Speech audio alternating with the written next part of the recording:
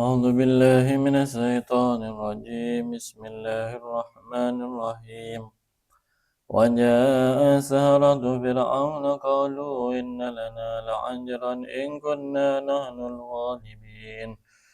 قال نعم وإنكم لمن المقربين قالوا يا موسى إما أن تلقي وإما أن نكون نحن الملقين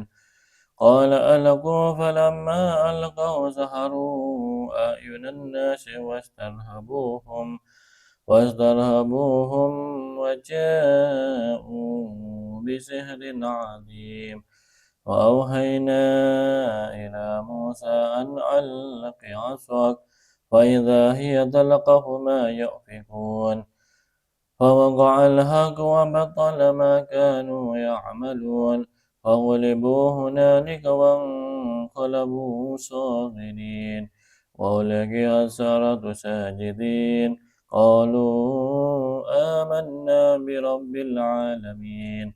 رب موسى وهارون قال فرعون آمنتم به قبل أن آذن لكم إن هذا مكرتموه في المدينة لتخرجوا منها أهلها فسوف تعلمون لأقطعن أيديكم وأرجلكم من خلاف ثم لأصلبنكم أجمعين قالوا إنا إلى ربنا منقلبون وما تنقم منا إلا أن آمنا بآيات ربنا